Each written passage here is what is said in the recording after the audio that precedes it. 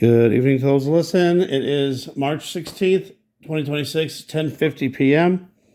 And we're going to be doing some more Bible changes, but I also want to announce some maybe some exciting things to try.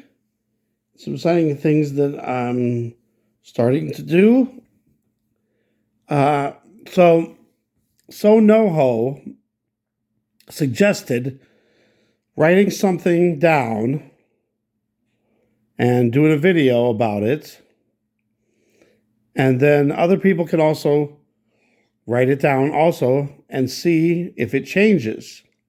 So the question was, if something changes, like the Mandela effect, or Bible changes, something happened in there, if we wrote it down, would it change in what we wrote down? And then I got another thing too, before I forget. Write the word down, printing, and also do it in cursive.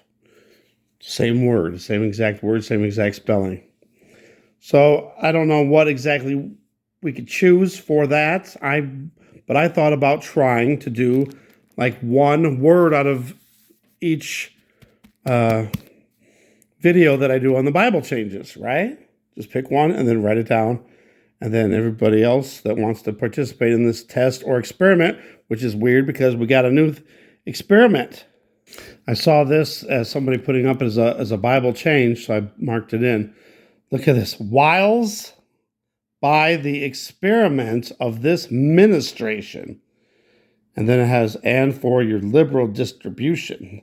That has to be changes. So I put it in blue because I'm pretty sure that has to be a change. We got experiment. So the experiment will be a test of marking down a word. So I ask everybody to come up with something something I guess that's common but big that you think could possibly change, like from the Mandela effect, Bible change, whatever. And then we can all write it down, and then we will keep checking to see if it ever changes. And first off, if it changes in the video, then to check our writing that we wrote down. And then the other thing I wanted to say is I'm trying out, with the help of a friend that knows the NIV really well. I've been working with this person for a little while now, and we've been going over the King James compared to the NIV versions and see, comparing the two to see what each one says compared, one to the other, and see also if it's changed in the KJV version, if it changed in the NIV version also. And then eventually, check in other translations, but, for now. So I've been writing it down, whatever verse, what it says like in the King James, and comparing it to what it says in the NIV version. All right. So this video here is probably just going to be Luke chapter 19 alone, because I used up 3.5 minutes already explaining what I just explained. All right, so here's some Bible changes in Luke 19, verse 3. We start with verse 3. And he sought to see Jesus, who he was, and could not for the press, because he was little of stature. So this was Zacchaeus. Can't pronounce it. So then if you match up I'm going to start writing all these down about that, but we got Luke 19 and the NIV just says short. The man was short, so he couldn't see above the crowd. That's why he went into the tree. So that's my first example. But here it says he's little of stature. That's weird. Verse 12, he said, therefore, a certain nobleman. So here we go with the certain again. NIV just says a nobleman of something else, but it wasn't as important. Verse 13 is interesting. And he called his 10 servants. Now this is talking about this is one of Jesus' parables, where he said a certain nobleman went to a far country, and he gave 3 servants 10 pounds each. 10 pounds? What? So there's the one thing, pounds. Now we got it into British currency now. So what was it in the NIV? It was minas. What? Minas? So that's kind of strange. Oops, I forgot 1904. Okay, let's go back because I didn't mark it down because it's not changed in mine, I don't think. And he ran before and climbed up into a sycamore tree. And in the NIV, it says sycamore dash fig tree. And then if you look it up, is there a difference between a sycamore tree and a fig tree? And it says it depends on where it's located, really. So we've also come to the conclusion that for every change that's in the Bible, if you look it up on AI will always have an excuse or an explanation for the changes. So verse 14 says, but his citizens hated him. We were trying to figure out what that could have been originally. In the NIV, it's subjects. But we were trying to figure out because it says, but his citizens hated. We think it was maybe despised. Verse 15, and it came to pass that when he was returned. So it doesn't sound like the nobleman was returning, like somebody was delivering him. He was returned. And then we got money in verse 15, and also that he might know how much every man had gained by trading. What are they trading on the stock exchange or something? The NIV said gained with it.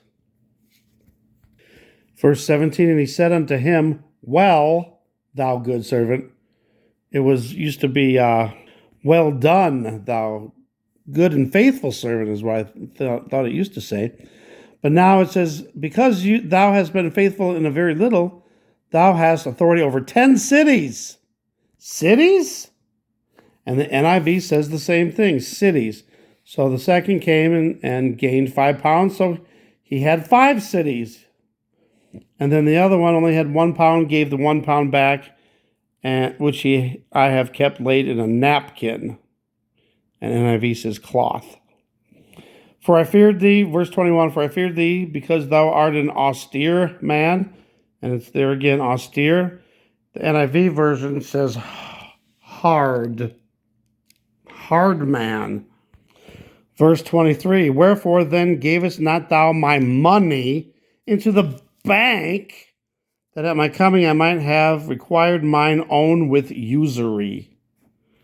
Usury is like interest, but it's like high interest, like a high interest payday loan.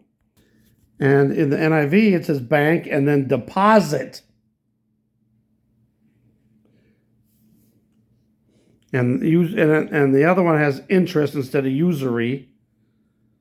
And we don't know what it was. We think maybe it was earned. We have an emoji in verse 25.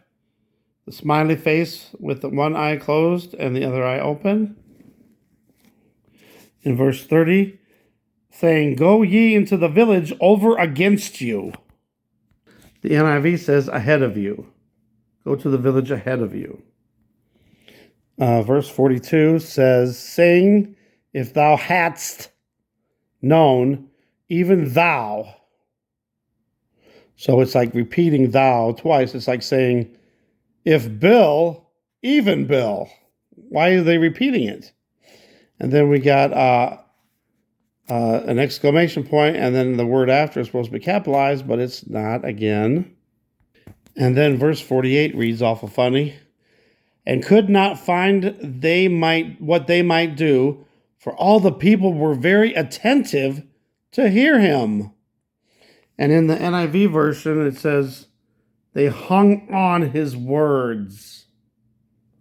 So there's also some changes in the NIV too, that we're also finding that the NIV is starting to catch up in changes with, the King James is just littered.